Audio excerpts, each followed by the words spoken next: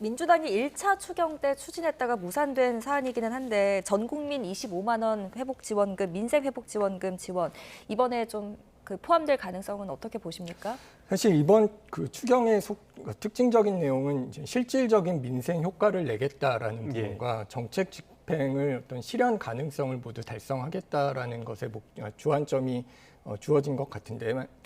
일단 그 1차 추경 때 무산됐던 전 국민 25만 원 민생 회복 지원금이죠.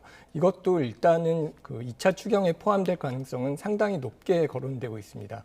2차 추경안에 전 국민 25만 원 민생 회복금 지원금을 적극 검토하겠다라는 얘기가 민주당 정책위의장 등 핵심 인사들로부터 당연히 포함된다라고 얘기가 나와 있고요. 네. 다만 이 2차 추경 규모가 지금 20조에서 크게는 30조, 30조는 쉽지 않을 것 같습니다만 이게 예상되는데 25만 원 지원금을 하게 되면은 이게 예상이 약 13조 1천억 정도 추산이 됩니다. 네. 그러니까 이거를 13조 1천억 정도를 재정을 동원하고 또 지금 여러 가지 하겠다라고 하는 것들을 또 하는데 그것으로 이제 20조의 재원이 충분할 것인가라는 문제가 되고 있는데요. 결국은 이런 측면에서 정부가 재정 여력이 있는가라는 문제가 논의가 될 것 같습니다. 사실 세수 부족으로 전 국민 보편 지원이 아닌 중하위 계층에만 선별 지원하는 방안도 논의가 되고 있고요.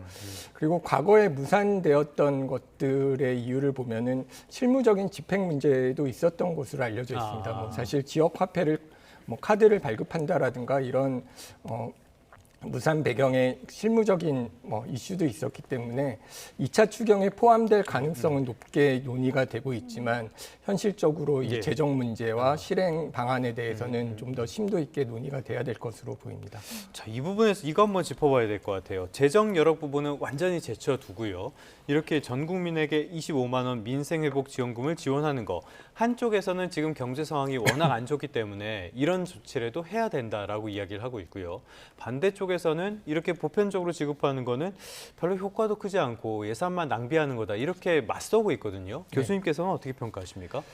사실 이게 복지적인 성격에서 국민 안전망이라고 얘기하기에도 좀 효율적이지 않다라는 것이 경제학계에서는 좀 잘 알려져 있습니다. 사실 이전 지원이라는 것이 현금을 준다는 건데요. 이렇게 현금을 받은 경우에는 많은 경우에 대체 소비를 하지 추가적인 소비로 이어지지는 않는 것으로 알려졌습니다. 그러니까 코로나 같은 경우에는 워낙 소비를 안 하고 있던 상황에서 한시적으로 이걸 빨리 쓰지 않으면 소진대라는 효과가 있으니까 그동안 소비를 안 하던 사람들이 나가서 쓸 요인을 만들어준 측면은 있지만 지금 같은 경우는 좀 불안해서 오히려 저축을 하고 있는 상황인데 이것을 이제 나눠준다라고 할 때 일부는 쓰는 사람들이 있겠지만 빚을 갚는 사람들이 있을 거고요.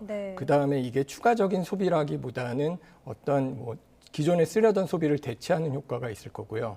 무엇보다도 이게 정말로 어려운 사람들한테 갈 것이냐라는 측면에서 생각을 해본다면 글쎄요, 이게 그 소비를 하는 사람들이 가는 곳은 아마도 어려운 자영업자들이 아니라 조금 평소에 못했던 조금 좀 더 사치스러운 아니면 좀 더 고급 레스토랑에서 쓸 확률이 높은데 그런 것들이 그럼 정말 경제에 어려운 곳으로 돈이 흘러가게 만들 것인가라는 문제는 이제 있다라고 보셔야 될 것 같습니다. 네, 사업의 효과에 대해서는 조금 비교적 회의적이다라는 말씀이신 겁니다. 이게 그 정부의 재정 승수가 얼마인가냐에 대한 논의는 있지만 이전 지출은 특히나 그 승수 효과는 낮은 측면이 있기 때문에 이것을 우리나라 같은 경우는 사실 이걸 정말로 소득 효과를 내기 위해서라고 지출을 한다면 상대적으로 우리는 어떤 소득에 대한 정보 같은 것이 되게 잘 되어 있지 않습니까? 그리고 사실 소비에 대한 것도 카드 이용 같은 걸 통해서 잘 알려져 있기 때문에 이게 상대적으로 소비 성향이 큰 사람들, 돈이 들어왔을 때 소비를 많이 쓴 사람들, 그런 사람들은 대부분 소득이 낮은 어려운 사람들이고 그 사람들한테 집중하는 게 사실은 경제적으로 정책 효과는 더 크고요. 다만 이렇게 모두에게 25만 원을 준다고 하면은 약간이지만 모두에게 어떤 조금의 좀 반가움 이런 예. 것들을 준다는 측면에서 글쎄 경제적인 효과보다는 정치적인 효과가 큰 선택이 아닌가라고 생각을 합니다. 실제로 과거에 지급을 했을 때 단기적으로 쇠고기 물가가 올랐던 기억은 분명히 있습니다. 정말 어려운 시기니까 한정적인 재원을 효율적으로 쓸 수 있는 방안을 잘 고민을 해줬으면 좋겠습니다.